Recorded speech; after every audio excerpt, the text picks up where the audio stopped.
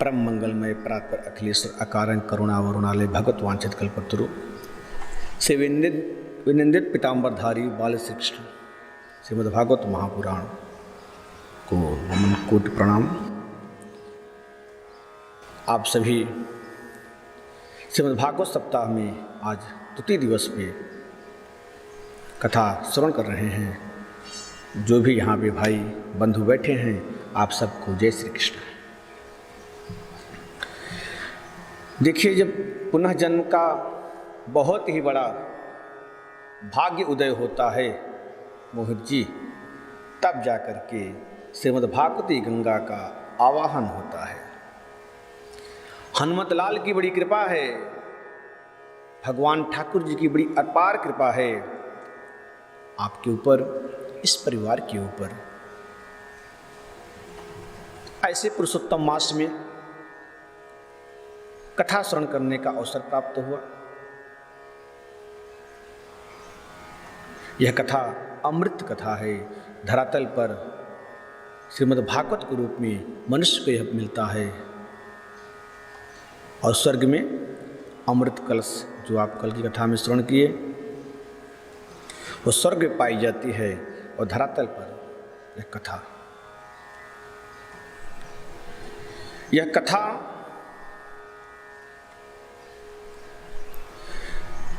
अपने जीवन को मोक्ष दिलाने के लिए है।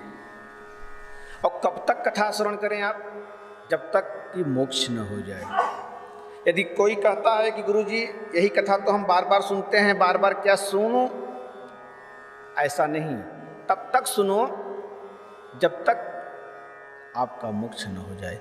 और जिस व्यक्ति ने यह कह दिया कि देखिए गुरुजी कथा तो हमने बहुत सुनी है, अब क्या सुनूं, समझो उसने कुछ श्रवण ही नहीं किया। इससे कभी पेट थोड़ी भरता है। बार बार बहुत बहुत जी भर के सुनो, यह रस है।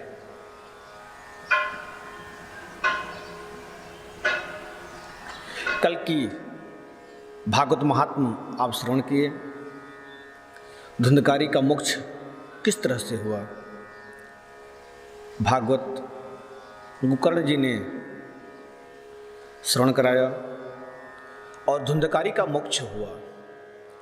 उसी प्रकार सनत कुमार ने जिस प्रकार नारद जी को बताया था कि जो व्यक्ति अनंत पाप करता हो वो भी इस भागवत से मोक्ष प्राप्त कर सकता है। ऐसी कथा है हमारी श्रीमद् भागवत की कन्हैया लाल की। बोलो राधे राधे, और जोर से श्री राधे राधे। देखिए, जब कथा कहीं होती है तो कलयुग प्रभाव करता है, कथा में निद्रा आती है।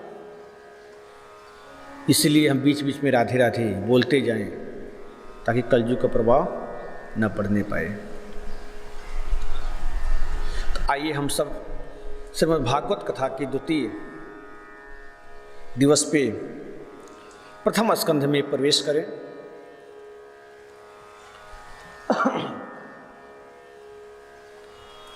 प्रथम स्कंध में भगवान की स्तुति। जन्माद्यस्य यतोऽन्वयादित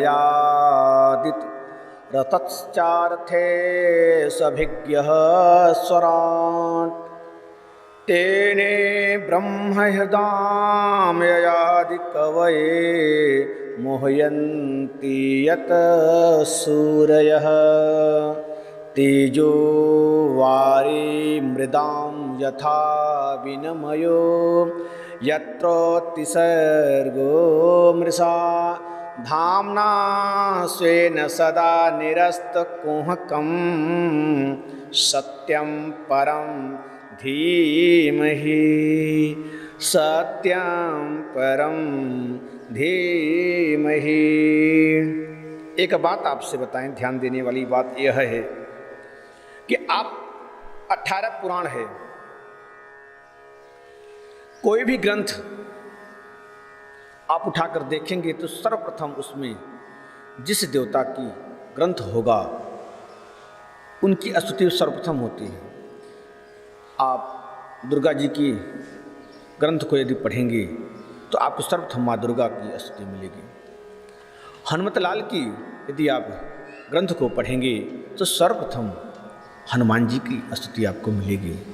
भोलेनाथ की यदि आप ग्रंथ पढ़ने जाएंगे सर्वप्रथम आपको भोलेनाथ की स्तुति मिलेगी, ध्यान मिलेगा। लेकिन श्रीमद् भागवत में किसी की स्तुति नहीं है, किसी का ध्यान नहीं है, सिर्फ सत्य की स्तुति है, सत्य का ध्यान है। सत्यम परम धीमहि, यानी कहने का तात्पर्य ये सत्य क्या है। जन्माद्यस्य, जो जन्म लिया और अपने जन्म तो लिया भगवान मथुरा में और अपने मामा कंस को भनक भी नहीं लगने दिया और चले गए गोकुल में। जन्म लिया मथुरा में और चले गए गोकुल में, किसी को कानो कान भनक भी नहीं पड़ा। जन्माद्यस्य यतोन्वयादित रतत्सार्थे सभिज्ञः स्वराट, जो त्रिकाल सत्य है, आदि मध्य सत्य है, जो है वो सत्य है और जो था वो भी सत्य है, जो बचेगा वही सत्य है। सत्य क्या है, उदाहरण से समझिए आप। जैसे आप 1 किलो सोना ले लीजिए, स्वर्ण। आप उस सोने को आप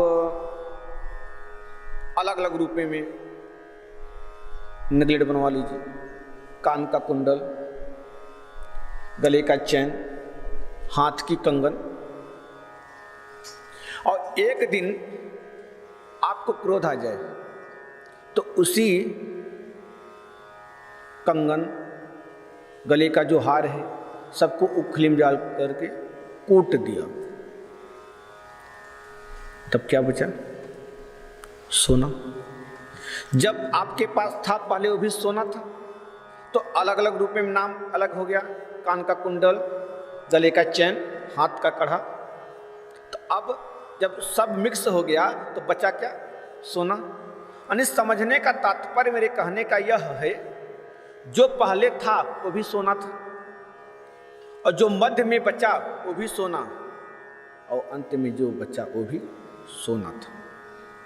यानी यह परमात्मा ही अंश जीव भगवान है, जो है ये भी परमात्मा, मध्य में भी परमात्मा और अंत में जब कुछ नहीं रहता तो भी परमात्मा ही रहते हैं।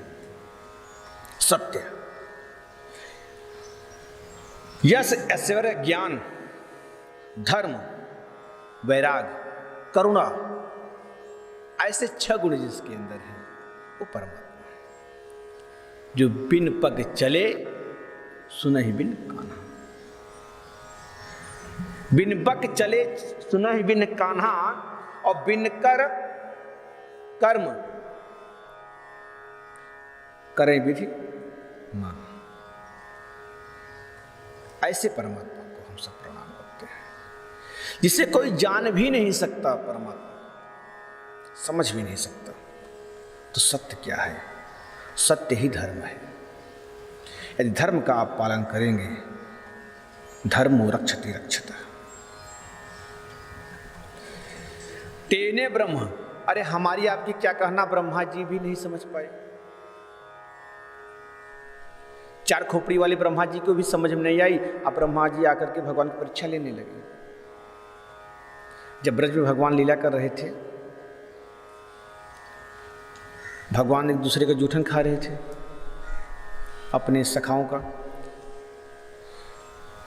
ब्रह्मा जी को लगा ये कैसे भगवान है, दूसरे का जूठन खा रहे हैं, ना ये भगवान नहीं हो सकते। ऐसा ठीक है, यदि भगवान है तो मैं पता करता हूं। तो परीक्षा लेने लगे। परीक्षा क्या लेते हैं? भगवान के जितने सखा हैं सबको चुरा ले गए, यहाँ तक कि गैया बछड़ों को भी चुरा ले गए। जब ध्यान लगाकर कन्हैया देखते हैं तो भगवान कहते हैं, वाह रे ब्रह्मा जी, आपने मेरी परीक्षा ले रहे हो। तो भगवान जितने बछड़ू, जितने गैया थे, जितने सखा थे, स्वयं भगवान बन गए। जब ब्रह्मा जी को पता चला तो आकर के क्षमा मांगते हैं, तो 4 खोपड़ी वाली चक्कर में पड़ गए। अरे ब्रह्मा की क्या कहना, मां पार्वती भी चक्कर में पड़ गई। जब प्रभु ढूंढ रहे थे अपने सीता मैया की, हे खग मृग हे मधुकर श्रेणी, तुम देखी सीता मृग नैनी। भोलेनाथ ने कहा, वारे राम जी। माता पार्वती जी का सती मैया कहती हैं कि किसे कह रहे हैं भोलेनाथ जी? प्रभु राम जी को तो देखो, ब्रह्म को। क्या ये ब्रह्म है? नहीं, मैं तो नहीं मानती। नहीं देवी, मानना पड़ेगा, यही ब्रह्म है। धरती पर, पृथ्वी पर लीला करने के लिए आए हैं, लीला कर रहे हैं। मैया ने कहा कि यदि ब्रह्म होते तो क्या पत्नी के वियोग में ढूंढते, पशु पक्षी से पूछते, वृक्षों से पूछते? मैं नहीं मानती, मैं तो नहीं मानूंगी। भोलेनाथ का नहीं देवी,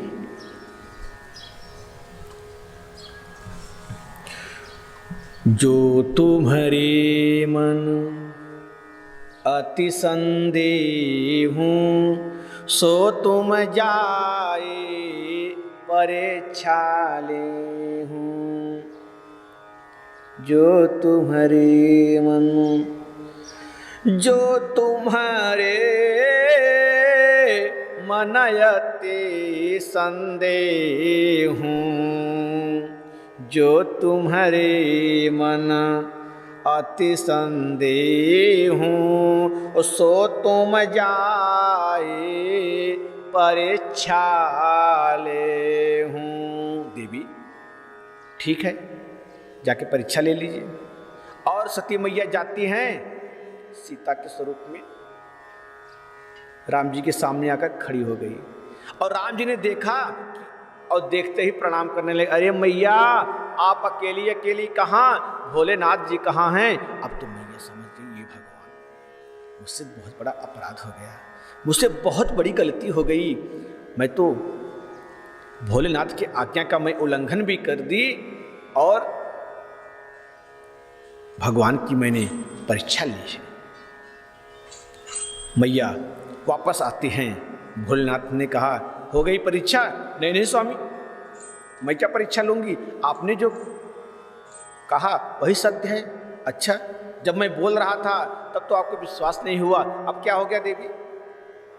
भोलेनाथ ध्यान लगाकर जब देखते हैं तब को, ओ हो, ये तो मेरी माँ का स्वरूप धारण कर लिए हैं। देवी, अब बहुत बड़ी गलती हो गई, आपसे बहुत बड़ी गलती हो गई। आपने मेरी माँ का शरीर धारण किया है, इसलिए अब यह इस तन से आपका मेरा भेंट अब इस युग में नहीं हो सकता। तब से मैया, भोलेनाथ बैठे सामने तो मैया सामने बैठती हैं। शिव संकल्प किन्ह मन माही, और यह तन सती भेटयब नाही, यह तन सती भेटयब नाही। हे सती, अब इस तन से भेंट अब नहीं होगा। तो हमारी आपकी क्या कहानी? तो भगवान को समझना सबकी बस की बात थोड़ी है भैया, इतनी जल्दी थोड़ी हम आप समझ जाएंगे। जब भगवान की बड़ी कृपा होगी तभी हम सब समझ पाएंगे। सत्यव्रतम सत्य परम त्रिसत्यम सत्यस्य योनि निहितम च सत्ये सतस्य सत्यामृत सत्य नेत्रम सत्यात्मकम ताम शरणम प्रपन्ना। सत्य सत्य कह करके पुकारा है। ये सत्य क्या है? सत्य से बढ़कर कोई धर्म नहीं है, सत्य से बढ़कर कोई धर्म नहीं है। किसी ने कहा परम धर्म क्या है? बोला कृष्ण की कथा, भगवान से कृष्ण की कथा परम धर्म है।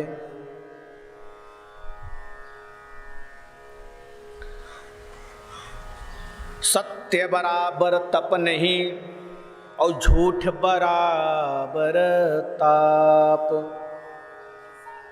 इसलिए सत्य से बड़ा कोई धर्म नहीं है। आपको निर्णय यह लेना है कि सत्य के मार्ग पर चलना है, झूठ के मार्ग पर। आप कोई कहता है कि गुरुजी क्या करें, जब हम झूठ नहीं बोलेंगे तो मेरा धंधा यही है, झूठ तो हमें बोलना ही पड़ेगा। यानी झूठ बोलकर आप कितना कमा सकते हो भाई, 10 लाख 20 लाख 50 लाख, लेकिन सत्य पे आपको भरोसा नहीं है। झूठ बोल करके आप इतना कमा रहे हो तो सत्य बोल करके आप कितना कमाओगे। आप भगवान के ऊपर भरोसा तो कर देखो, भरोसा तो कीजिए परमात्मा के ऊपर, विश्वास तो कीजिए पहले सत्य क्या है। गोस्वामी तुलसीदास जी सत्य के मार्ग पर चले तो ईश्वर की प्राप्ति हुई। अब ये निर्णय आपको लेना है, आपको स्वर्ग जाना है कि नरक जाना है। सत्य के मार्ग पर यदि आप चलेंगे तो आप स्वर्ग में जाएंगे और असत्य के मार्ग पर चलेंगे तो आप नरक में जाएंगे। ये निर्णय अब आपको लेना है।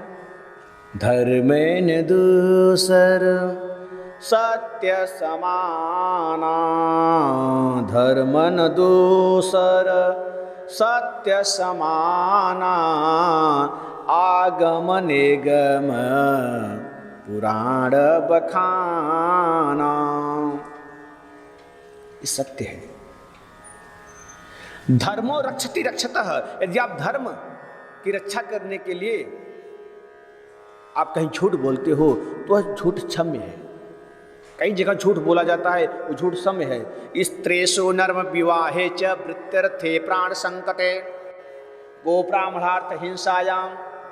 देखिए, आप स्त्री के विवाह में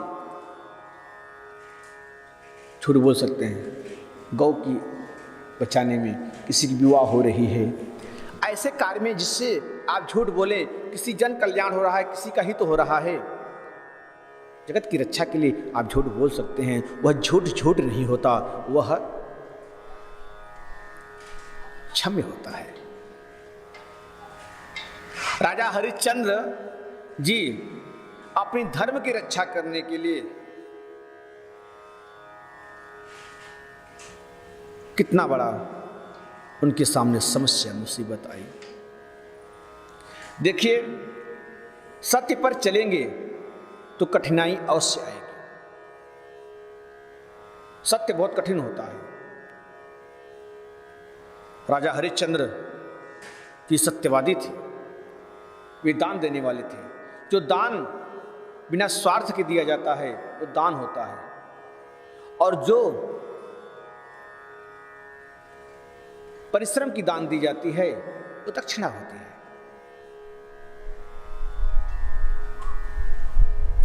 ईश्वर अपने कसौटे में रखकर परीक्षा लेते हैं व्यक्ति की। यदि परीक्षा में कोई पास हो जाए तब क्या कहना, तब भगवान उसे अपना लेते हैं। राजा हरिश्चंद्र की पत्नी तारा अपना मोल लगा दिया अपने धर्म की रक्षा करने के लिए। राजा हरिश्चंद्र जी का सब कुछ उनके हाथ से जब चला गया तब तारा ने मोल लगाया, और उसी समय विश्वामित्र खरीद लिए। कितने में? 500 मुद्रिका में। और जब विश्वामित्र खरीद लिए तो उस समय उनका छोटा सा बालक रोहित दौड़ पड़ा, माँ माँ मुझे भी साथ ले चलो, मैं अकेले कैसे रहूंगा बिना तुम्हारे। विश्वामित्र ने कहा, ये कौन है? बोला, प्रभु महाराज, ये मेरा छोटा सा बालक है, आप इसे भी खरीद लीजिए, रहेगा तो आपके साथ कुछ न कुछ काम तो जरूर करेगा। अच्छा ठीक है 100 रुपये में उसे भी खरीद लेते हैं। 600 मुद्रिका तारा अपने पति हरिश्चंद्र को देती है। स्वामी, मैं आपकी धर्म की रक्षा बस इतने से ही कर सकी।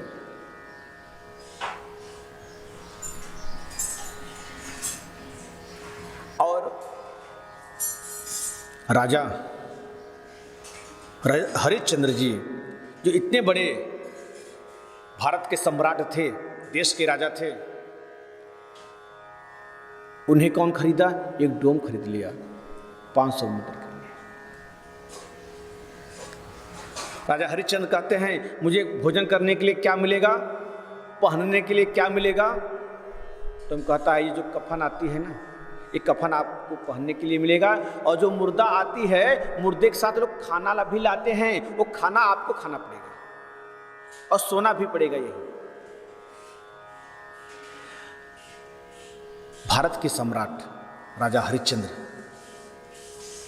आज एक डोम के हाथ बिक गए। एक दिन की घटना ऐसी हुई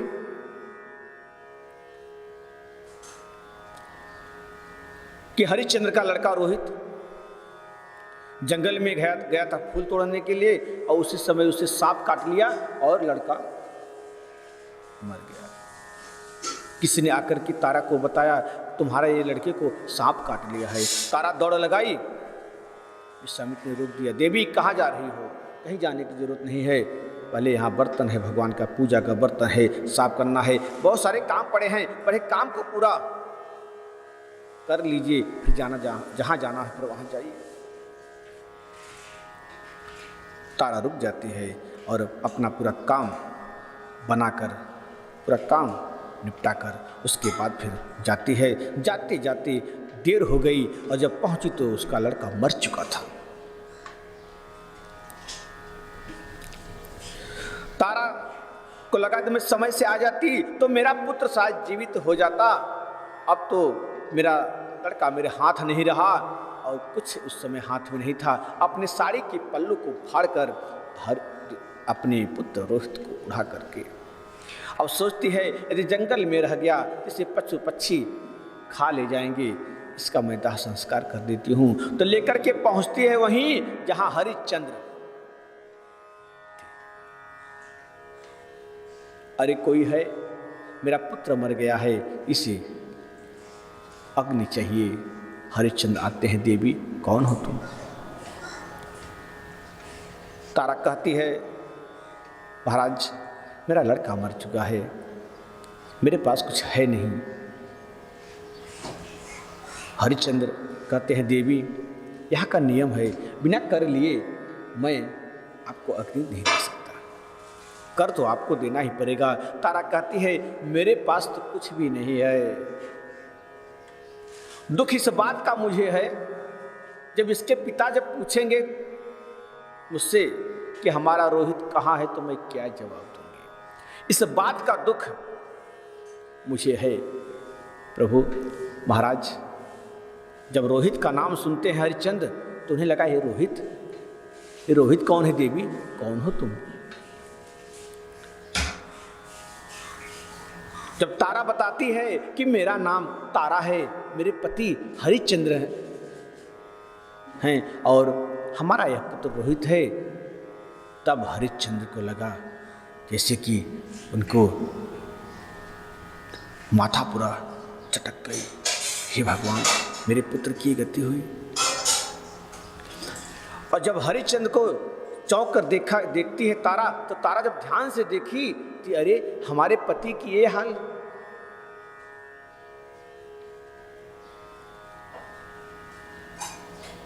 हे स्वामी मैं अपने आप का मोल लगा दी, अब तो भूल गई अपने पुत्र के मरण को। अपने स्वामी के हाल देख करके हरिश्चंद्र के बाल में मालूम ऐसे पड़ते थे जैसे चिड़िया के घोंसले बन गए हो, बड़ी बड़ी दाढ़ी, कफन पहने हुए एकदम काले हो गए थे हरिश्चंद्र जी। तारा को बड़ा दुख हुआ। हरिश्चंद्र कहते हैं देवी आप एक काम कर दीजिए, आप अपने पुत्र को गंगा मैया में प्रवाहित कर दीजिए। गंगा मैया में प्रवाहित करने का कोई कार्य नहीं लगेगा। तारा कहती है कि मैं अपने पुत्र सहित में गंगा मैया में समाहित हो जाऊंगी। हरिश्चंद्र ने सोचा कि मेरा पुत्र ही नहीं है, मेरी पत्नी भी नहीं रहेगी तब मैं रह करके क्या करूँगा। हरिश्चंद्र अपनी पत्नी सहित गंगा मैया को समाहित होने जा रहे हैं और गंगा मैया से कहते हैं, मैया मुझे क्षमा करना, मैं आपकी गोद में आ रहा हूँ, मुझे स्वीकार करो। और जैसे ही गंगा मैया में प्रवेश करते हैं, गंगा मैया प्रकट हो जाती है, भगवान प्रकट हो जाते हैं। हरिश्चंद्र ने देखा, प्रणाम करते हैं, प्रभु आप मुझे दर्शन दीजिए। कहना हाँ हरिश्चंद्र, तुम्हारी परीक्षा ले रहे थे। प्रभु मुझ पे संदेह था, मेरी परीक्षा लेने की जरूरत थी। भगवान ने कहा, हरिश्चंद्र मैं दुनिया से यदि बताता कि मेरा हरिश्चंद्र सत्यवादी है तो कोई इस बात को मानता क्या? लेकिन आज दुनिया को यह पता चल गया कि हरिश्चंद्र सत्यवादी है। तो धर्म की रक्षा करने के लिए हरिश्चंद्र सब कुछ अपना वो लगा दिया। धर्म रक्षति रक्षतः, धर्म दूसर सत्य समानो। धर्म से बड़ा कोई दूसरा धर्म नहीं है। सत्य बोलने, सत्य से बड़ा कोई दूसरा धर्म नहीं है। आप लोग हाथ उठाकर कहें, हमें ज्यादा से ज्यादा सत्य बोलना है। सत्य बोलने का आप संकल्प लें। यदि भागवत आप श्रवण कर रहे हैं तो कुछ मन में संकल्प लीजिए, मुझे किसका परित्याग करना है, छोड़ का परित्याग कर दीजिए। सत्य बोलिए, ये परम धर्म भगवान कृष्ण की कथा है। और धर्म सत्य बड़ा धर्म होता है। दैहिक दैविक भौतिक तापा, तीन प्रकार के ताप को उन्मूलन करती है। दैहिक दैविक भौतिक तापा, राम राज्य का हूँ ही व्यापा। तीन प्रकार के ताप, कल हमने तीन प्रकार के ताप का वर्णन किया। दैहिक ताप, दैविक भौतिक ताप। ये ताप है देह से जो हमें कष्ट मिलता है, दैविक जो हमें कष्ट मिलती है, भौतिक जो हमें कष्ट मिलता है। तीन प्रकार के ताप को नष्ट करती है। इससे हम छुटकारा पाते हैं। सत्यम परम धीमहि, सत्य से बड़ा कोई दूसरा धर्म नहीं है। प्रेमियों, जन्मातस्य यतोन्वयादित्य रसोच्चार्थे सभिज्ञः सराट, तेने ब्रह्म हृदय आदि कवये गुह्यन्ते यत सूर्यः, तेजो वारि मृदाम यथा विनिमयत्र सर्गो मृषा, धाम्ना स्वेन सदा निरस्तकुहकं सत्यम परम धीमहि। सत्य से बड़ा कोई धर्म नहीं है। धाम्ना स्वेन सदा निरस्तकुहकं। इसलिए प्रेमियों, सत्य पर चलिए। सत्य ही ईश्वर है और संसार में इससे बड़ा कुछ नहीं है। सत्य बराबर तप नहीं, झूठ बराबर पाप। तो आप सब संकल्प ले, हमें सत्य बोलना है। धर्म धर्मः प्रोज्झित कैतओत्र परमो निर्मत्सरणां सताम्, एद्यं वास्तमवत्र वस्तु शिवदं तापत्रयो नमूलनं शिवदं, कल्याणम शिवदम ददात इति शिवदम। कथा सुनने का अधिकारी कौन? कथा सब नहीं श्रवण कर सकता, उसके लिए अधिकार होना पड़ता है। निर्मत्सरां सतां निर्गताः मत्सरा से एभ्यः ते निर्मत्सराः। निर्मत्सर होना चाहिए। मत्सर और मच्छर, ये मत्सर क्या है, मच्छर क्या है? देखिए, मच्छर से बचने के लिए हम सब मच्छरदानी तो लगा लेते हैं, लेकिन मत्सर से बचने के लिए हमें क्या करना पड़ेगा? जो हमें अंदर से काटती है, एशिया, जिनके भीतर से मत्सर निकल गया हो। मत्सर और मच्छर में थोड़ा ही अंतर है। कंचन तजना सहज है, सहज त्रिया कानेह, और मान बड़ाई ईर्ष्या दुर्लभ तजना एह।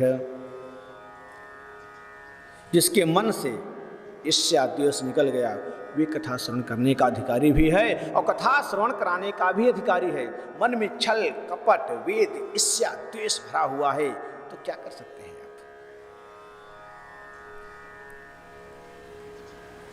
देखो, कुछ होता है दिखावे के लिए, धर्म करते हैं लोग, हम बड़े साधु हैं, हम बड़े संत हैं, और मन में छल कपट भरा हुआ है। आपसे बताऊं, वृंदावन में एक व्यक्ति हमसे मिले, उसने कहा गुरुजी, एक महाराज जी थे जिसे हम बहुत मानते थे, मुझे बहुत प्रेम करते थे, लेकिन आज न मैं उनकी असलियत जान गया। हमने कहा क्या जान गए असलियत आप? बोले गुरुजी, हमें जाना था कलकत्ता और टिकट नहीं मिल रही थी। वे महाराज जी बोले, अरे मैं तुम्हें इतना मानता हूँ, टिकट की कहाँ कमी है, चलिए मैं अभी दिला देता हूँ। अपने शिष्य से बोलता हूँ, अरे चेला हमारे इस भाई का टिकट निकाल दीजिए। अच्छा ठीक है गुरुजी। उससे 2 घंटा हो गया, 4 घंटा हो गया, 10 घंटा हो गया, 12 घंटे तक उसे उलझा के रखते हैं, और समय से उसके पास बहुत बड़ी ऐसी समस्या थी, उसे पहुंचना भी था। तो महाराज क्या बोलते हैं, बस 10 बजे रात को मिल जाएगी, 11 बजे रात तक हाँ हाँ मिल जाएगी। तो संजोग से जिससे टिकट निकालने के लिए कहा था वे मिल गया। साथ में भोजन कर रहे थे। अरे भैया, वो हम महाराज जी ने कहा है ना मेरा टिकट निकालने के लिए, आपने निकाल दिया क्या? उसने कहा महाराज जी ने तो मना कर दिया टिकट निकालने के लिए। हाँ, महाराज जी ने कहा मैं आपको बहुत मानता हूँ, मैं आपको स्पेशल गाड़ी से लेके जाऊंगा, एसी से लेके जाऊंगा। मना कर दिया? हाँ मना कर दिया। बड़ा दुख हुआ उससे। वो आया, उसका एक मित्र था, क्या हुआ? बोला ऐसी ऐसी हाल है और मुझे कल ही निकलना है, बड़ी समस्या हो गई। उसे चिंता क्यों करती हो, क्या बात है? अभी टिकट निकालते हैं। वो जाकर के पहले महाराज से पूछ, गुरु टिकट अभी टिकट निकल जाएगी, लगता है खाली नहीं है, कल मिल जाएगी। उसने 10 मिनट में टिकट निकाल कर दिया, बोला ये लीजिए, और उसे भेज दिया कलकत्ता। उसने कहा जाके ये स्लिप महाराज को दिखा देना। देखिए प्रेम में भी कितनी गंदी छिपी हुई है। हाँ, बाहर से मालूम पड़ता है इतनी प्रेम की झड़ियां दिखा रहे हैं और अंदर कपट। अरे ऐसे कपट छिद्र आपके मन में है, न तो आप कथा सुनने के अधिकारी हैं, न कथा करने के अधिकारी हैं। अपने मन को साफ रखें आप, और परमात्मा के ऊपर विश्वास करें। संसार बहुत बड़ा है, आसमान की तारे कोई गिन नहीं सकता, किस्मत की रोटी किसी कोई छीन नहीं सकता। इसलिए हे प्रेमियों, भक्तों और महाराज जितने भी यहाँ भी भक्त बैठे हैं, मैं सबसे आग्रह करता हूँ कि मन के अंदर का छल कपट देश पहले निकाल दीजिए। मन में भरा है देश तो भगवान कहाँ से आएगा? मन भगवान का मंदिर है, यहाँ मैल न आने देना, और हीरा जन्म अमोल मिला, इसे व्यर्थ गवान देना। अरे यह अनमोल रत्न है, इसे आप व्यर्थ में क्यों जाने दे रहे हो? आज शरीर इस चोला बोला बोला नहीं तो नहीं डोला, कल किसने देखा है? इसलिए जब तक इस धरती पर हैं प्रेम से रहें, शिक्षा दें, शिक्षा लें, अच्छी शिक्षा दें। यह भागवत है, यह ज्ञान है। एक बात बताऊं आपसे, भगवान सबको भेजते हैं एक बरोबर जैसे, तो इसीलिए भेजते हैं जा करके परम पद को पा जाओ। लेकिन कैसे पाओगे? मौन होकर के, दिन भर सो करके, या सिर्फ भोजन करके, या काम करके? नहीं, जब तक इस पर रगड़ नहीं करोगी, इसकी अध्ययन नहीं करोगी, जब तक इसका ध्यान नहीं करोगे, पढ़ोगे नहीं, किसी गुरु नहीं बनाओगे, तब तक आपको इसका ज्ञान मिलने वाला नहीं है। तो कुछ करो जिसके लिए इस धरातल पे आप आए हो। जन्म आपका किसके लिए हुआ है? अरे पुनरपि जन्मम पुनरपि मरणम पुनरपि जननी जठरे शयनम। बार बार का जन्म मृत्यु का इस चक्कर ही छोड़ दो। अरे कहाँ फंसे हो किसी के लिए? किसी के कहने पर मत जाओ। धर्म में आगे बढ़ने के लिए जो बाधा डाल रहा है उसको त्याग कर दीजिए, परित्याग कर दीजिए। चाहे वो पत्नी हो, चाहे वो पुत्र हो, चाहे वो भाई हो, चाहे पिता हो या आपके मित्र हो, कोई भी हो जो धर्म मार्ग पे आगे जाने के लिए आपके अंदर रुकावटें डाल रहा है, उसका परित्याग कर दीजिए। साथ उसका पकड़े, उससे माने जिससे शिक्षा मिलती है। ये मन तो बहुत हृदय कोमल है, मन बहुत सुंदर कोमल है, इसलिए मन में कोई मैल ना रखे। हाँ, ये संसार है, संसार में अच्छे अच्छे लोग भी मिलेंगे, बुरे लोग भी मिलेंगे, लेकिन ईश्वर अंश जीव अविनाशी जितने भी अंश हैं ये ईश्वर के ही तो अंश हैं। तो हमें काहे की द्वेष करना, काहे की ईर्ष्या करना, क्यों किसी से झगड़ा करना, क्यों निर्मत्सरा। आप निर्मत्सर हो जाइए। कथा सुनने के अधिकारी वही हो सकता है जिनके अंदर से भेदभाव सब नष्ट हो गया है, मत्सर निकल गया है। मच्छर से बचने के लिए तो मच्छरदानी तो लगा लिया जाता है, लेकिन मत्सर से बचे जो काटता है। आज लोग अपने दुख से दुखी नहीं हैं, लेकिन दूसरे के सुख से अवश्य दुखी हैं। इसलिए ऐसा ना हो, धर्म को आगे बढ़ाएं और धर्म को श्रवण करें, कथा को श्रवण करें, सत्संग को सुनिए। तब आप धीरे धीरे धीरे धीरे आगे बढ़ेंगे। जब मन के अंदर का मत्सर निकल जाएगा तब भगवान की कृपा अवश्य होगी। निगम कलपतरोर गलितम फलम सुखमुखादमृत द्रव संयुतम पिबत भागवतम रसमालयम मुहुरहो रसिका भूय भावुकाः नितराम गमयति बोधयति स निगमो वेदः। निगम कल्पतरु गलितम फलम, यह निगम फल है, यह कल्प वृक्ष का फल है, पका हुआ फल है। किसी संत ने कहा यदि पका हुआ फल है, वेद रूपी फल है, इतने ऊपर से यदि गिरा है तो फूट गया होगा और पिलपिला हो गया होगा।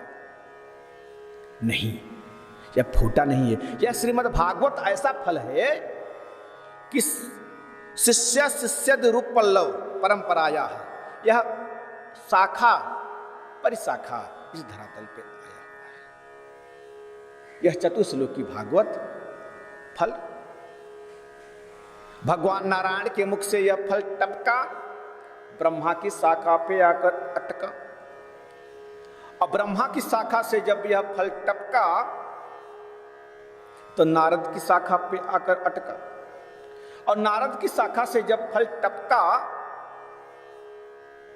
तो व्यास की शाखा पे आकर अटका, और व्यास जी की शाखा से जब फल टपका तो सुख शाखा पे आकर अटका, और सुख शाखा से जब फल टपका तो परीक्षित के माध्यम से अनंत संतों के द्वारा हम सबको स्नेह स्नेही रस मिल रहा है। ये कथा का रस है, रस। यह टूटा फूटा बिल्कुल नहीं है, यह बिल्कुल सुरक्षित फल है। आपने महाराज कहा फल खाओ, फल पियो, फल खाओ, खाओ फल की, फल पियो। फल चूसा जाता है, फल खाया जाता है, ठीक है, लेकिन जिस फल में छिलके गुठली नहीं हो वो फल खूब खाओ, खूब पियो। इसमें छिलका गुठली नहीं है, ऐसा फल है। आओ रस क्यों, खूब पियो।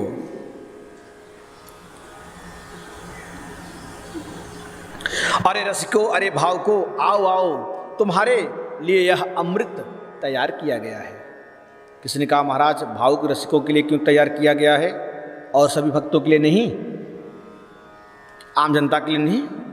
नहीं है, सभी लोग इस कथा का रस पी सकते हैं, लेकिन जो रसिक होते हैं कथा के, जो भावुक होते हैं कथा के, वे इंतजार नहीं करते कि हमारे पास चिट्ठी आए तभी मैं आऊँ, मुझे सामने वाला बुलाए तभी मैं जाऊँ। उन्हें यदि मालूम पड़ जाता है कथा हो रही है, दौड़े दौड़े भागे भागे चले जाते हैं। उदाहरण से समझें, जैसे आपको प्यास लगी है और कोई कहता है आओ भैया शीतल ठंडा जल ग्रहण करो, तो जिसे प्यास नहीं लगी है वो तो अनेक प्रकार के प्रश्न करता है। अच्छा महाराज ठंडा फल है, ठंडा जल है? हाँ बिल्कुल ठंडा है। शीतल है? हाँ बिल्कुल शीतल है। अच्छा तो बर्तन साफ सुथरा करके तो लाए हो? हाँ बिल्कुल साफ सुथरा है। अच्छा कहीं ज़्यादा ठंडा है तो गला तो नहीं खराब हो जाएगा? ये भगवान पीने के लिए तो एक बूंद भी नहीं हुआ उनको, अब प्रश्न की झड़ियाँ लगा दी। जब प्यास नहीं लगी है तो फल कहाँ से, तो जल कहाँ से पिएंगे? और यही प्यास यदि उन्हें रेगिस्तान में लगी होती है तो एक बार प्रश्न करते क्या कि मुझे ठंडा जल पीना है कि बर्तन साफ सुथरा है कि नहीं है? दौड़े दौड़े चले आते, पी लेते। तो जिन्हें जो प्यासु होते हैं, जो जिज्ञासु होते हैं, जो प्याऊ होते हैं, जिन्हें प्यास लगी है उन्हें विशेष करके बुलाते हैं। कथा किसे प्यास है कथा सुनने का, उन्हें विशेष करके बुलाते हैं। निगम कल्पतरु कलितम फल पिबत भागवतम रसमया रसमालयम मुहुरहो रसिका भई भाव। यह सभी भावकों के सूत जी सौनक जी से सूत जी 6 प्रश्न करते हैं। प्रभु, मानव मात्र का धर्म क्या है? पहला प्रश्न। दूसरा प्रश्न, प्रभु मंदिर में हम जाते हैं, शास्त्र अनेक हैं, हम विश्वास किस पे करें? मंदिर में आजकल अनेक देवता, कहीं देखो तो यहाँ देवी मैया निकली हैं, वहाँ देवता हैं, उनको मानिए, तो मैं किस देवता पर विश्वास करूँ? कोई कहता है हनुमान जी श्रेष्ठ हैं, कोई कहता है माँ दुर्गा मैया श्रेष्ठ हैं, कोई कहता है कि नहीं गणेश भगवान श्रेष्ठ हैं, कोई कहता है कि लक्ष्मी नारायण श्रेष्ठ हैं, कोई कहता है कि भोले बाबा श्रेष्ठ हैं। अच्छा मैं मानूँ किसको मानूँ? दूसरा प्रश्न। तीसरा प्रश्न, वेद परमात्मा का नाम है और परमात्मा अजन्मा है। यदि परमात्मा अजन्मा है तो देवकी नंदन श्री कृष्ण का जन्म कैसे हुआ? दशरथ नंदन राम कैसे हो गए? हाँ, कृपा करके बताइए। चौथा प्रश्न, भगवान का अवतार कितना हुआ? कोई कहता है 6 अवतार, कोई कहते हैं 10 अवतार, कोई कहते हैं 24 अवतार। प्रभु के अवतार कितना? और गुरुजी, यह वेद बहुत कठिन है, आम जनता को, आम प्राणी को, आम भक्तों को समझ में बहुत कम आएगी। इसलिए हे गुरुजी, इस वेद को इतने सरल भाषा में आप समझाइएगा जैसे गागर में सागर भर दिया गया हो, ऐसे गागर में आप सागर भरे। छठा प्रश्न करते हैं, गुरुजी, भगवान जब अपनी लीला को संपन्न करके गोधाम चले गए, गोलोक चले गए, तो धर्म किसकी शरण में गया? धर्म संस्थापनार्थाय संभवामि युगे युगे। भगवान आते हैं धर्म की रक्षा करने के लिए। जब भगवान गोलोक अपने धाम चले गए तो धर्म किसकी शरण में गया? सनकादि की 6 प्रश्न, यही 6 प्रश्न श्रीमद् भागवत, यही 6 प्रश्नों में पूरी श्रीमद् भागवत जी है। सूत जी बड़े प्रसन्न होते हैं कि सौनक जी आपने बहुत अच्छा प्रश्न किया। तो पहले मैं अपने गुरुदेव सुखदेव जी का स्मरण तो कर लूँ। यम प्रभजन्तमनुपेतमपेत कृत्यम द्वैपायन विरह कातरया जुहाव पुत्रेति तन्मयतया तरोभिनेदुस्तं सर्वभूतहृदयं मुनिमानतोऽस्मि। ऐसे सुखदेव जी का जो जन्म हुआ, जन्म लेते ही जिनके सर पर, जिनके शरीर पर एक तन पर एक लंगोटी तक भी नहीं, और जंगल में चले गए, जिन्हें उनके पिता व्यास जी भी वापस लौटाने का सामर्थ्य नहीं रह सका, ऐसे सुखदेव को हम सभी प्रणाम करते हैं। आपको हम बता दें सुखदेव जी हैं कौन। नारद जी ने सोचा कि जब तक सुखदेव जी का जन्म नहीं होगा तब तक धर्म का प्रचार कैसे होगा, सुखदेव का जन्म हो कैसे। नारद जी मन में विचार करने लगे, एक बार मैं अपने पिताजी में झगड़ा तो लगा चुका हूं, दोबारा झगड़ा नहीं लगा सकता। लक्ष्मी नारायण में भी मैं झगड़ा लगा चुका हूं। अच्छा एक काम करता हूं, भोले बाबा मैंने कभी झगड़ा नहीं लगाया, हाँ आज चलता हूं भोले बाबा के यहाँ। पहुंच जाते हैं मैया के पास। मैया प्रणाम। मैया प्रणाम करती है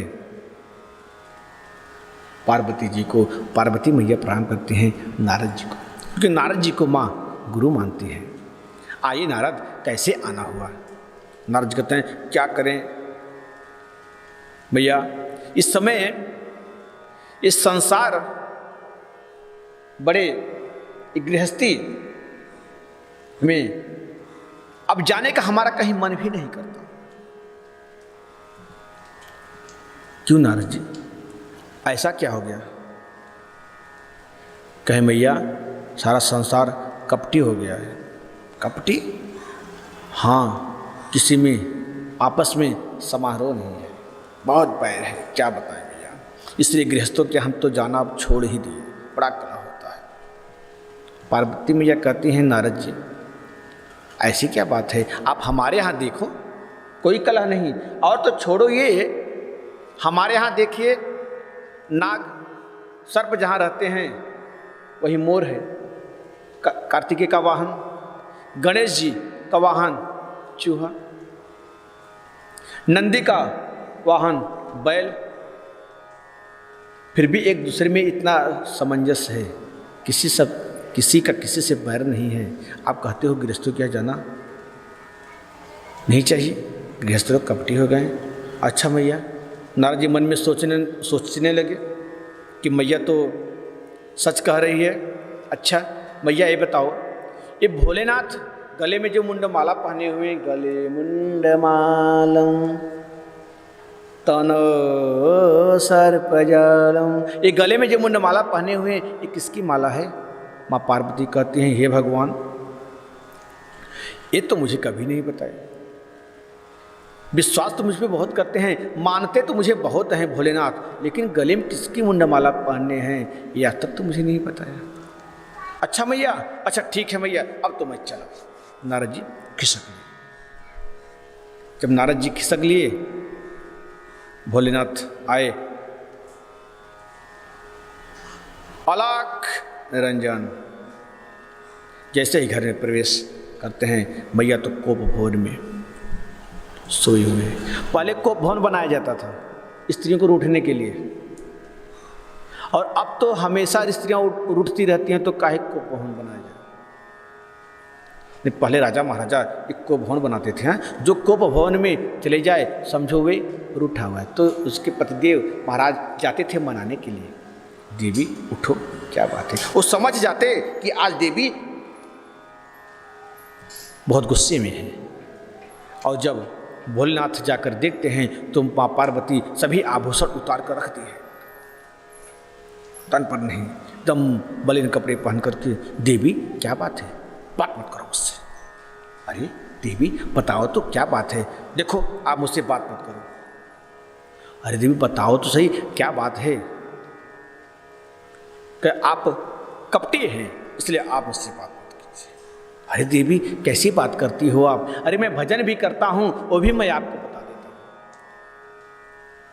किसने क्या कहा, कुछ नहीं। अरे कोई कुछ कह दिया क्या, बता दीजिए। नहीं नहीं मुझे सब मालूम है। तो अच्छा हुआ नारद जी आकर के मुझे बता गए, तो मुझे मालूम नहीं पड़ता। अच्छा, अरे देवी जी कुछ ज़्यादा ही बता गए नारद जी, लगता है। क्या ऐसी बात बता गए। नहीं, उन्होंने मेरी आंखें खोल दी। अच्छा देवी, वो कुछ ज़्यादा ही खोल दिए हैं। ये बताइए क्या बता करके गए हैं, मुझे भी बताओ जरा। पार्वती जी कहती हैं, ये बताइए ये गले में मुंडमाला जो पहने हैं आप, किसका मुंडमाला है? भोलेनाथ मुस्कुरा कहते हैं, अरे देवी बस इतनी सी बात है। अरे देवी सुनो, यह आपके ही मुंडमाले हैं। जब जब तुम्हारा जन्म होता है देवी, तब तब यही आपके सिर को मैं धारण करता हूँ। नारद यह बात जब सुनती है माँ पार्वती मैया, तब कहती है, हे भगवान, वो तो कपटी नहीं महाकपटी निकले। अरे देवी महाकपटी कैसे निकला मैं? अरे मैं बार बार जन्म लेती हूँ, मरती हूँ, और आप अमर बने बैठे हो। भोलेनाथ कहते हैं, देवी मैंने अमर कथा श्रवण कर ली है। अच्छा तो मुझे भी सुनाओ ना भोलेनाथ। अवसर जान करके मैया जब कहती है, ठीक है देवी जरूर श्रवण कराऊंगा, लेकिन आप ध्यान रहे, आप तो जानती हो जब मैं कथा कहता हूँ तो आंखें बंद करके ध्यान में भगवान की मैं कथा करता हूँ, तो मुझे मालूम कैसे पड़ेगा कि आप कहीं सो तो नहीं गई कथा में, और आप सो गई तो कथा आपसे वंचित रह जाएगा। तो मुझे मालूम कैसे पड़ेगा कि आप कथा श्रवण कर रही हो क्या नहीं? माँ सती पार्वती मैया कहती हैं, भोलेनाथ मैं हुंकारा भरती रहूँगी। कैसे? जैसे हुंकारा लोग भरते हैं ना, एक राजा था, एक रानी थी, हुंकारा भरते थे। अब चले आए कथा कहने के लिए अमर कथा। और यहाँ गोलोक में प्रिया प्रीतम से आपस में बात कर रहे हैं कि मुझे अब पृथ्वी पर चलना चाहिए लीला करने के लिए। अब यह उनका लाडला छोटा सा सुख बोलने लगा, मैया मैं भी चलूँगा। राधा रानी कहती हैं कि बेटा तुम चल कर के क्या करोगे? मैं चल कर के वहाँ पे मुझे लीला करनी है, तुम चल कर क्या करोगे? सुख कहता है कि मैया जिस लीला को तुम कहोगी उसी लीला का मैं गान करूँगा। अच्छा ठीक है। आज वही सुख अंडे के रूप में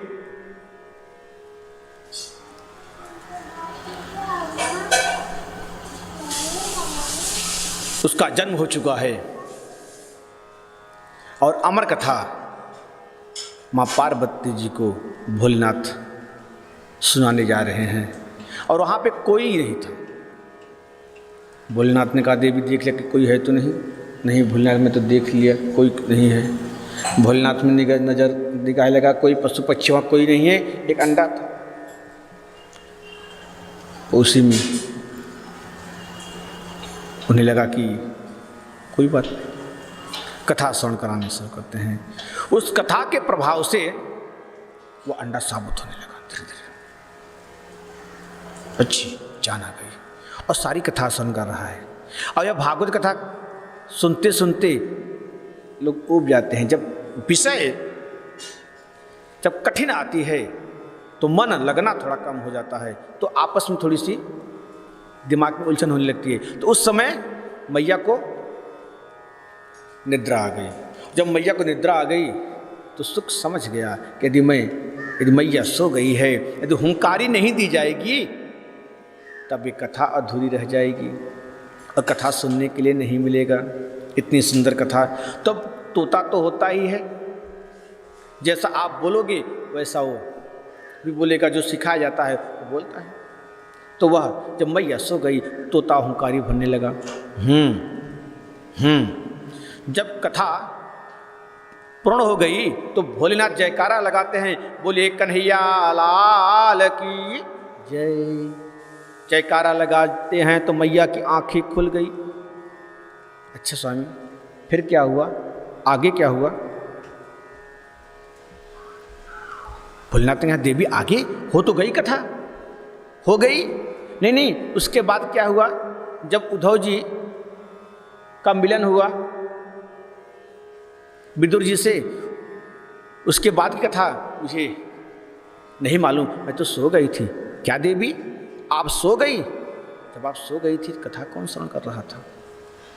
भोलेनाथ ने देखा चारों तरफ देखा तो ओ सुख तब तक साबुत हो चुका था। ओ तो ये पक्षी हमारी कथा सुन रहा था। मैं छोड़ूंगा नहीं इसे। त्रिशूल लेकर के दौड़ते हैं मारने के लिए। वह धीरे धीरे पक्षी व्यास जी की पत्नी ऋतुधर्म से स्नान करके सूर्य भगवान को जल दे रही थी। वह तोता उनके मुख में प्रवेश कर गया। भोलेनाथ त्रिशूल लेकर के आ गए। छोड़ूंगा नहीं उसे। व्यास ने कहा क्या बात है भोलेनाथ, क्या किसने चुरा लिया आपको? और रही बात चुराने की, तो आपके पास है क्या चुराने के लिए? गले मुंड मालम, आपका सर्प बिच्छू चुराएगा कोई क्या? अरे जो जाएगा वही डर जाएगा, चोरी क्या करेगा? नहीं नहीं, ऐसा वैसा कुछ नहीं चुराया। उसने हमारी अमर कथा चुराई है, और कथा भी उसने पीछे से श्रवण की है।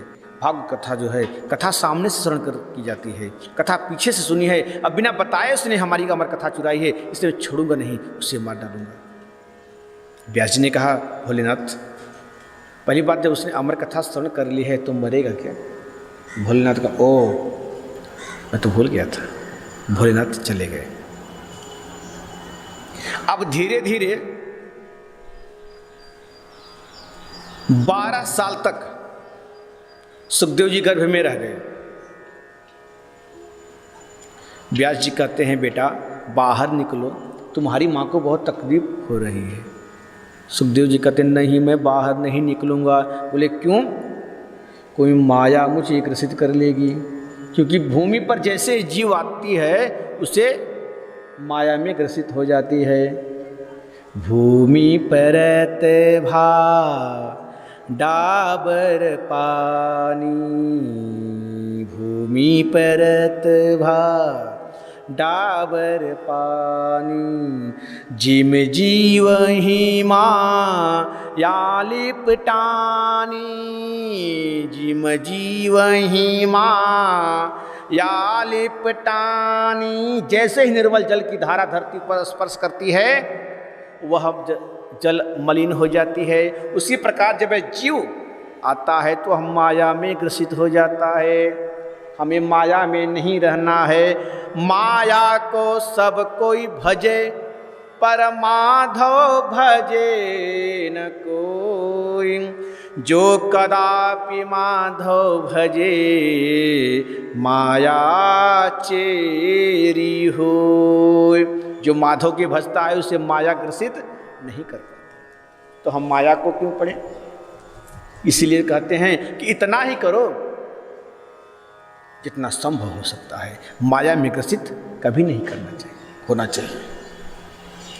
तब सुखदेव जी कहते हैं कि मैं बाहर नहीं निकलूँगा जब तक विष्णु स्वयं आकर के मुझे वचन नहीं देंगे, तब तक मैं बाहर आने वाला नहीं हूँ।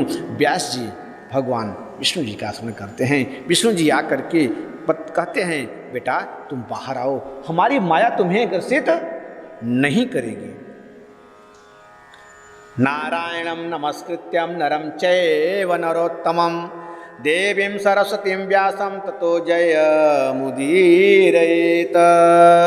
हमारी माया तुम्हें स्पर्श नहीं करेगी।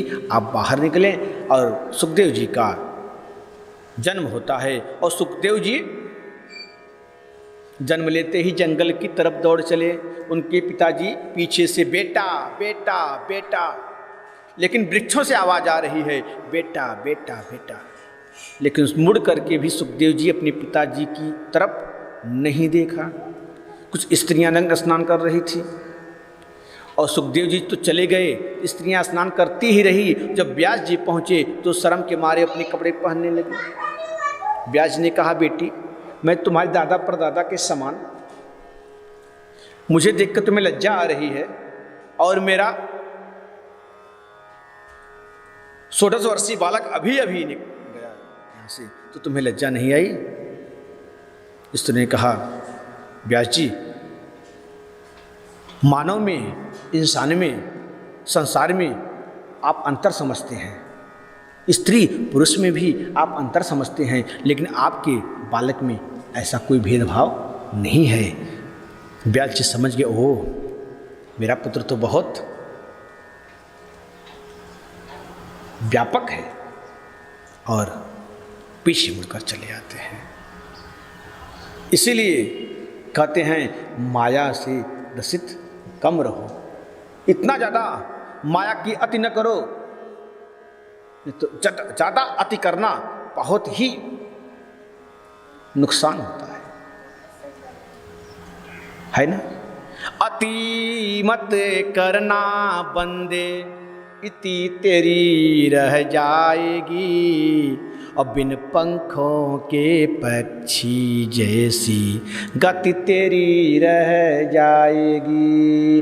अति सुंदर थी सीता मैया, जिसके कारण हरण हुआ, अति अभिमानी था वो रावण, जिसके कारण मरण हुआ। अति अति ना करना बंदे, अति तेरी रह जाएगी, बिन पंखों के पक्षी जैसी गति तेरी रह जाएगी, बिन पंखों के पक्षी जैसी गति तेरी रह जाएगी।